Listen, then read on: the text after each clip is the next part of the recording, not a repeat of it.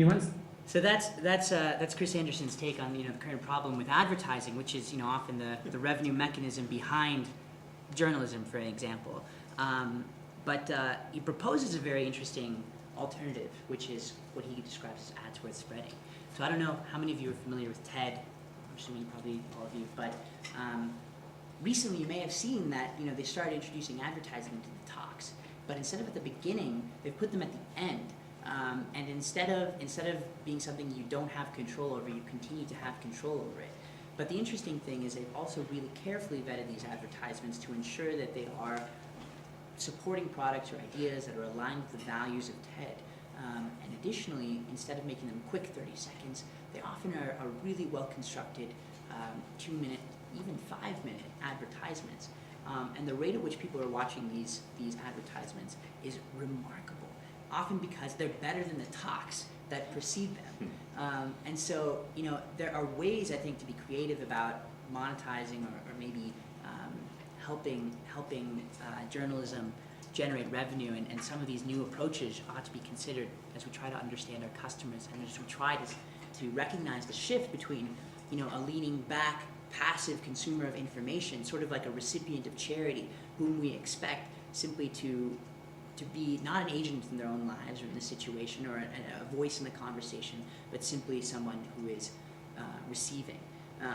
And compare that with a lean forward, engaged user of the internet in control, who has a voice, who is clicking, who's controlling the direction, the flow of information.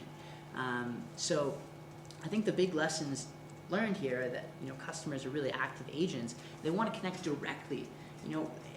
Hillary Clinton recently was criticizing American news media and comparing it to Al Jazeera. I don't know if anyone had heard this, but she said that Al Jazeera is real news. It's not about talking heads debating with one another. They've found inroads, and distribution channels, as we would call them in the entrepreneurial world, into places that other reporters have not found. They've given an opportunity to engage with the person on the ground, right, with that Egyptian protesting in the street, and given that person a chance to engage with someone who completely disagrees. You see in U.S. media, for example, during the war in Iraq, I think there were some 350 interviews conducted about the war with various people from Colin Powell to reporters, etc. How many would you estimate were interviews with leaders or people who were voicing an anti-war view? 3 out of 350.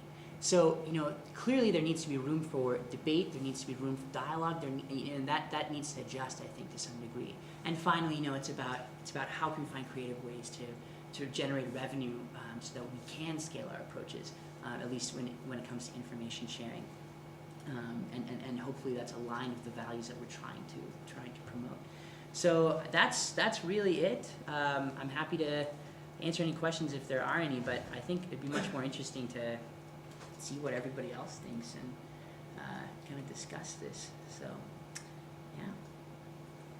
yeah. I'm curious if you've had any interest in a reality show for your 6 weeks living in the house. We actually did that. Yeah, we hired a production team who came in and filmed the whole series, the whole 6 weeks.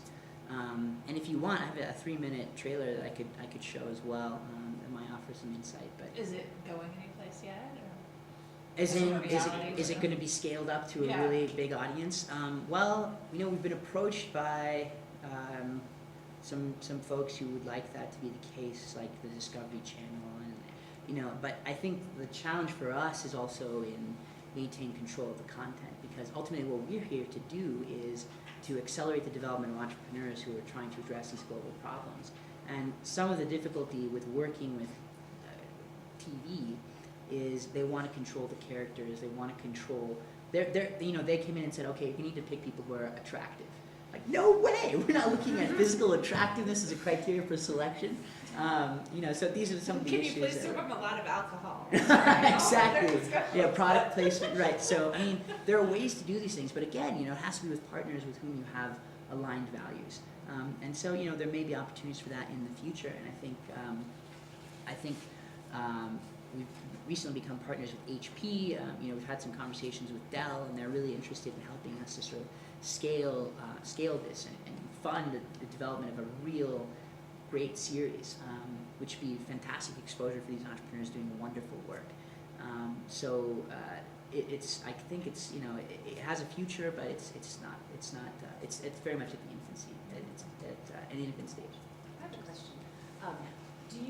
I'm assuming you're working with people, all kinds of different topics. Mm-hmm. Is there a process that you have discovered that you can recommend to us for how to figure out how to answer that last question on discovering ways to make what you're trying to do sustainable? That's what we've been talking about today, and some of the difficulties with the kind of journalism we're talking about, investigative journalism, are, sometimes it's not a really happy story.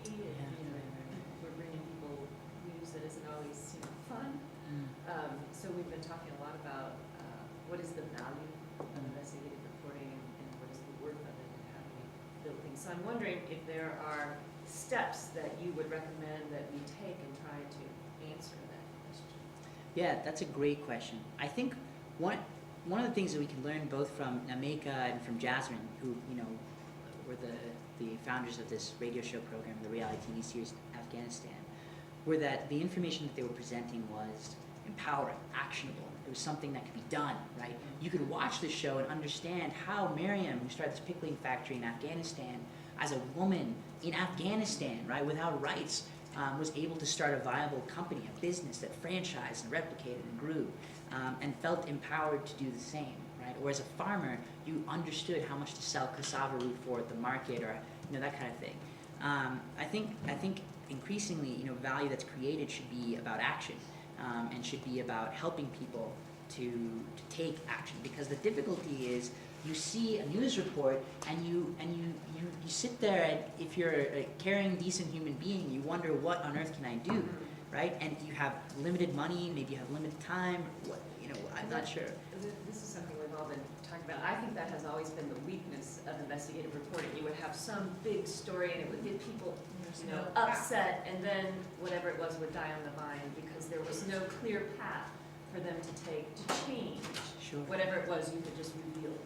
And I see, and again, because I'm not an expert or really knowledgeable about this field at all, I don't know what some of the constraints are in dealing with these problems. But is there an opportunity for major news or investigative journalism to be that platform to advise action, to say, like, this is the place that we should be going, this is the I don't know, maybe even petition that we should be signing, this is the this is the Historically, it's always been a very fine line journalists did not want to cross. We reveal the problem and then somebody else figures out how to fix it. But I'm wondering if there's something in the middle between advocacy, which is what you're talking about, and direction.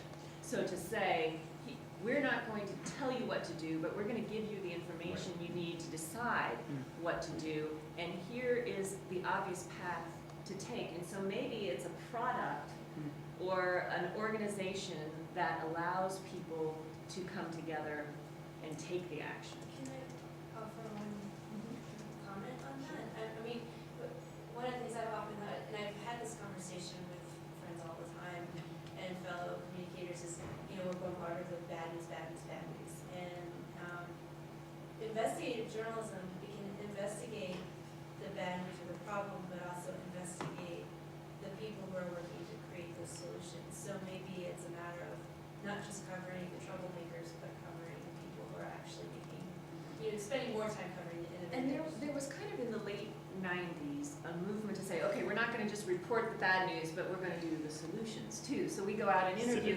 the civic journalism it was called. We're going to go interview people who might be working on a possible solution. But even that stopped short of, okay, well, maybe I would go seek you out. But there wasn't, it had to be overcoming a whole lot of inertia for me to go and seek out the solution, one of the, solution makers.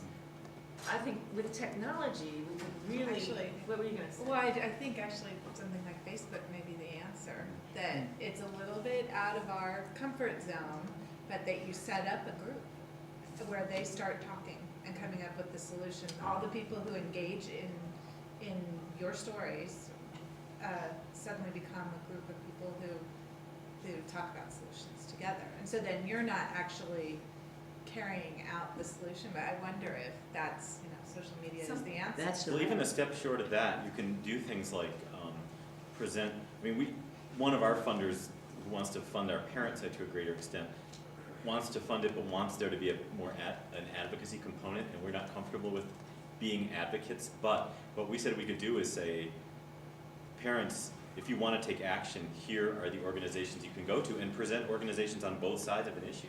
So it's like, even if what our funder would want would all be about, supporting charter schools and choice or whatever, well, here's links to the NEA and the, organizations that are very skeptical about choice and charters, and if you actually feel strongly about the other side of the issue, but give them good information and source material of how to get directly in contact with the people on all sides of the issue. That may not be direct enough, but it's more than just presenting the problem and saying, well, that sucks, doesn't it? Now sit around and be mad. It offers. The slide or the picture showed the brain press. What really made brain press mass media was the ability of people to read. So we're at a point now where we have the ability, and people have the ability to get information and access to information. It's totally unprecedented globally and locally. So as journalists, I think we really have to, if we're going to succeed, especially in this niche, go in places we have in terms of creating the channels of solutions and having people come together. And I know we're doing things I never would. Such as, like, what, do you mind sharing with us? Yeah, well, for example, we did a story on, we looked at all the data we did a big blog story on birth in California, where we showed that the maternal mortality rate tripled in 10 years. We looked at C-sections in nonprofit and for-profit hospitals, every birthing center in California, which is 270, lots of data. We turned the story into very local pieces, but what we really found, one of the key findings was that in for-profit hospitals, the rate of optional C-sections is 4 times the rate for nonprofit hospitals, and that was based on and the ability of a hospital to schedule a woman for a C-section as opposed to having to be in labor 14 hours and have a doctor hanging around at cost. So, and we also found the national data that the gestation period nationally has actually dropped by a week in the last 10 years, which is remarkable, from 40 weeks to 39. And the last week of pregnancy is crucial for brain development in babies and infants. So that, together that's a lot of really important information, but we put together guides in English and Spanish for women when they go to see a doctor. These are questions you should ask.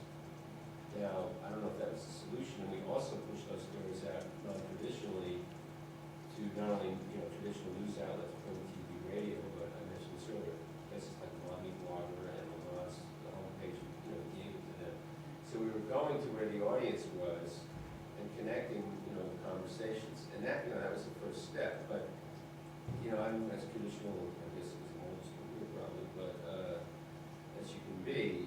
But what to succeed in this new model, I said this earlier, the convergence of what we do and with the ability and opportunities around technology and thinking really differently is going to be crucial, not only to the ability to have impact, but eventually revenue. So I think a lot of this is happening, but we're not really sharing how it's happening. So I think that's a great story, and that's a good example also of how our issues are in advocacy, where we have a social problem without social awareness. And I'm not talking about now that particular story. I'm talking about the fact that the role of investigative journalists is to bring to light stuff where you go, oh my God, how could that possibly happen? Okay? The problem is that's not stuff that people seek out actively. We spent a lot of time today talking about what is a custom, right? Is it a newspaper that we know is dying but we want them to pay for us anyways? Or is it going to be a consumer, and how do we activate them? The social problem I'm referring to without social awareness is the need for this kind of investigative journalism and the new forms of investigative journalism without people understanding why we're in deep shit. And I think that, so Teju, so this is leading up to a very interesting question for you, because you're now coming in right at the end of a really interesting day with a fresh perspective on this, right? Which is, if we take your unreasonable approach, okay, how would you suggest that we look at activating the customer's need, or activating the customer's want to be aware of this issue and then move them forward to become customers of ours? Because really, that's the connective tissue we don't have right now. Sure. Yeah, it's a really great question. I don't